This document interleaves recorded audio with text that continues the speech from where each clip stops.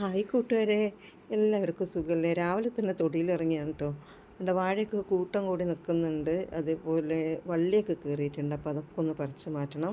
ഇതിൻ്റെ ഒരു മുരിങ്ങക്കൊമ്പ് വെച്ചതാണ്, അതിൽ കണ്ട പൂക്കളുണ്ട് കേട്ടോ, പൂത്തിട്ടുണ്ട് ഇപ്പം തന്നെ. അപ്പോൾ അതിൻ്റെ മുരടൊക്കെ ഒന്ന് ശരിയായി കൊടുക്കണം.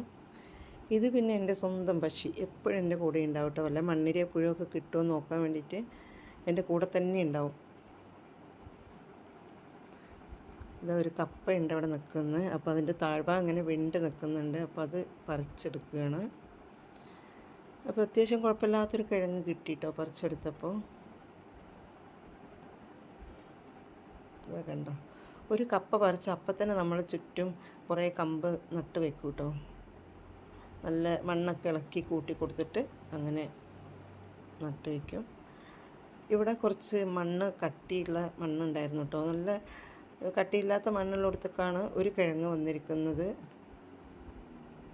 ഇത് കണ്ട് ഇത്രയും കമ്പ് മാറ്റിയിട്ട് ബാക്കിയുള്ളതിനെ പല ഭാഗത്തായിട്ട് കുത്തി വെച്ചിട്ടുണ്ട്. പിന്നെ ഇതിന് കുറച്ച് വെള്ളമൊക്കെ ഒഴിച്ചു കൊടുത്താൽ അതങ്ങനെ വന്നോളും.